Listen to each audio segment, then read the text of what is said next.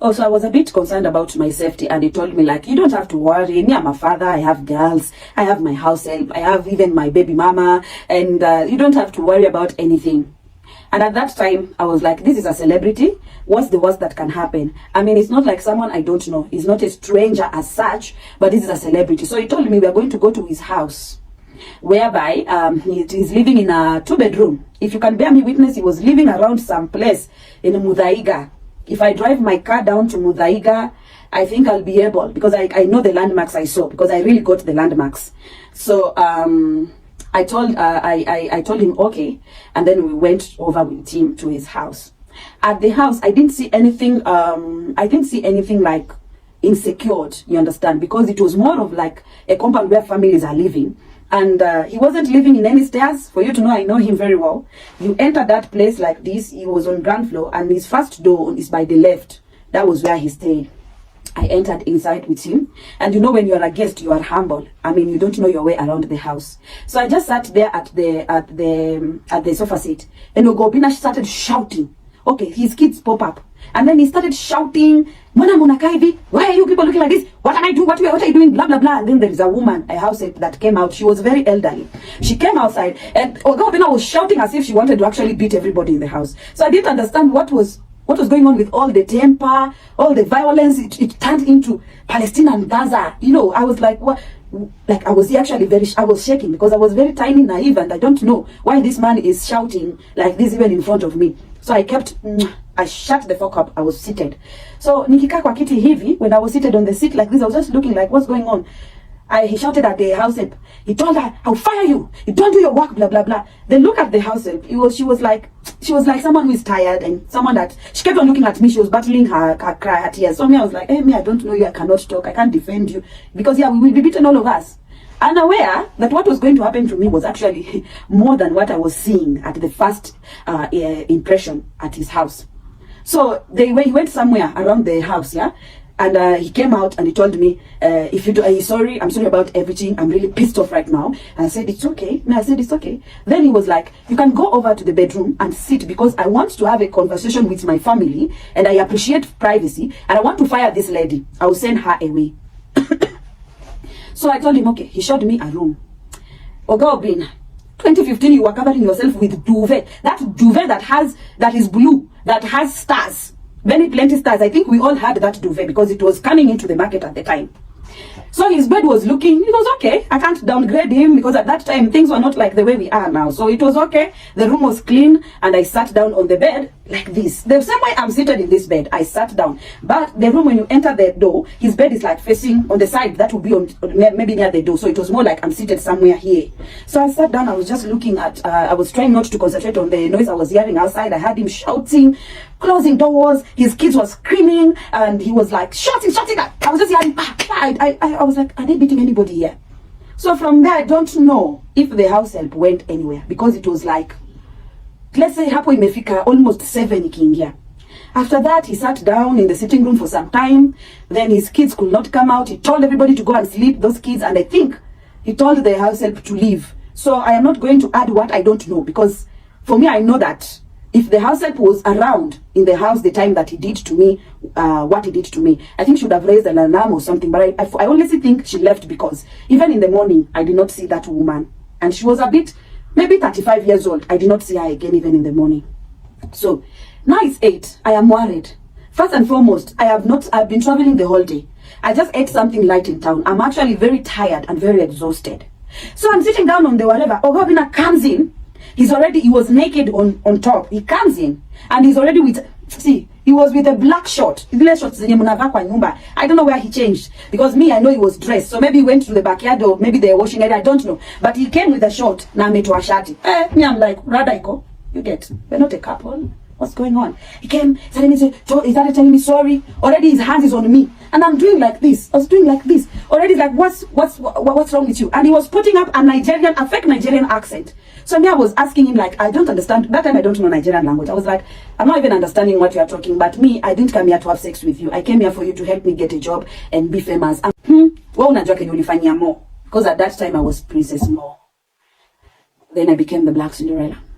And one of the things I've learned is that bullies operate with our fear. Once you're intimidated and you show fear, in your mind you'll be thinking that this is going to stop this bully from doing what he wants to do to you. Not knowing that it is exactly that fear that makes them to thrive on doing whatever they want to do with you. So I learned over the years with so many trauma. I'm not here to talk about my entire life because it's been a movie. Over the year, I've learned that when you show fear, that is when people can do anything they want to do with you. When you keep quiet, that is when people have now the grounds to know that they can do something, and because your nature is a silent person, they're going to get away with it. I wasn't going to talk until I saw this shameless man posting my videos, because in the interview, the presenter asked me, who would be the celebrity that you will never agree to sleep with him? And I said Obina, and I also said Ringtone. Why didn't Ringtone take it personal? I don't know Ringtone personally. I don't have any encounter with him. But Oga Obina, I have an encounter with him, and he knows.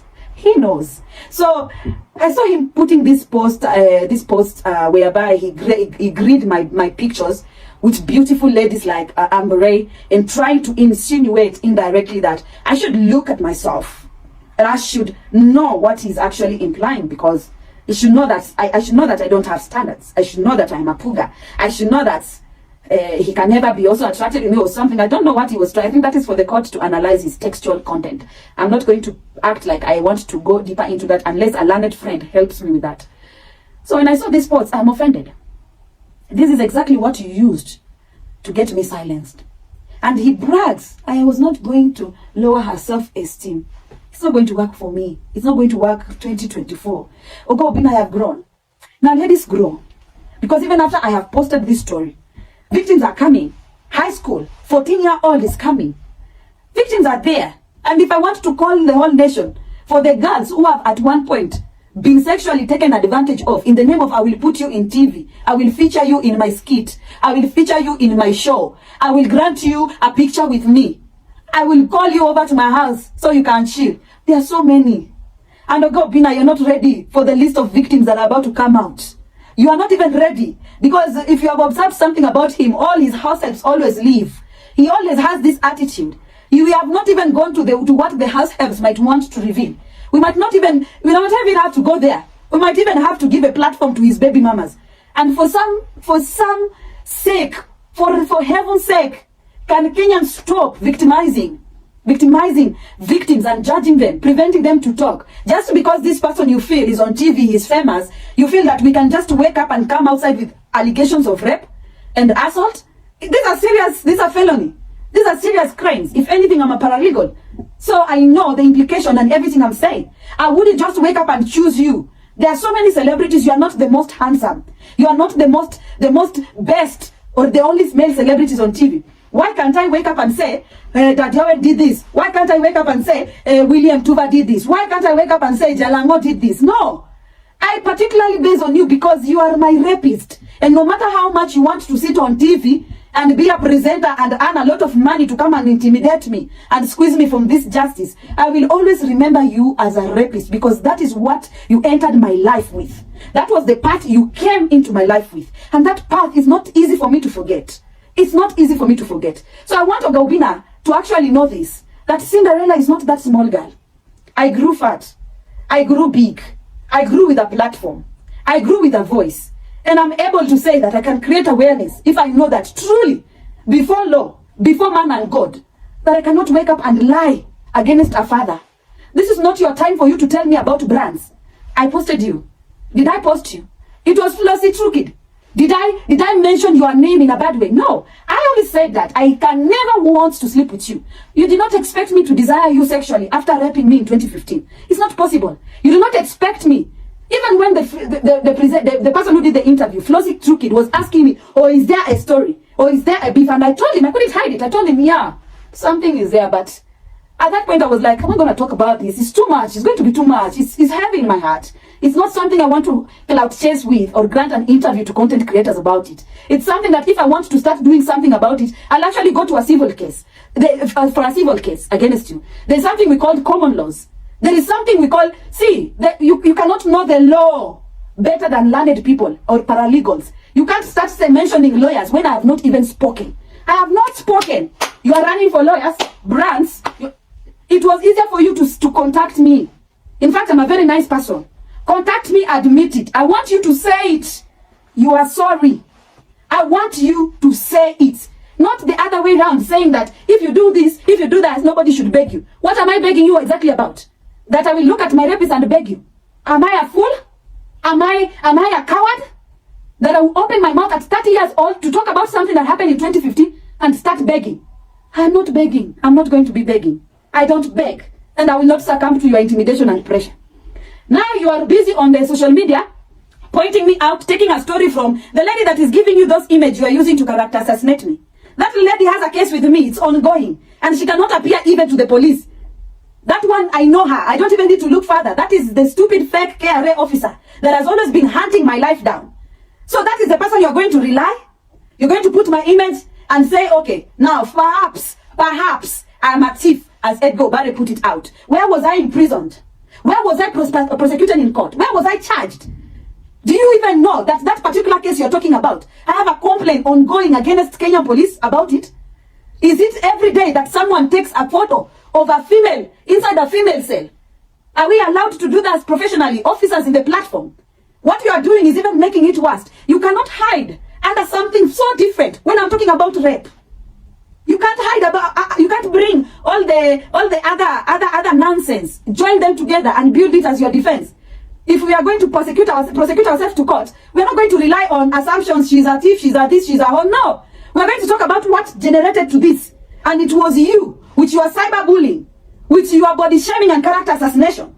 Because even at the age you are and the years you've spent in fame, you are supposed to know that your name can be mentioned anywhere. So far, I did not insult you or be vulgar. All I said, which is my right as a lady, that I can never want to sleep with you. That was so painful. You don't take rejection the same way you did not take me rejecting you and telling you, I don't want you. You forced yourself on me. So even from 2015, you have not changed that attitude. That I have to say I cannot sleep with you. That one triggered your anger. Oh, there is a motive why you raped me. Oga Obinna cannot handle rejection. It is evident all over his posts. And then you call lawyers. You shout lawyers. It's going to be a tough road. And one road that I'm not fearing. Do you know why? So many girls will come out with this story. And this is my time. I have the relevance and the voice and I have the platform.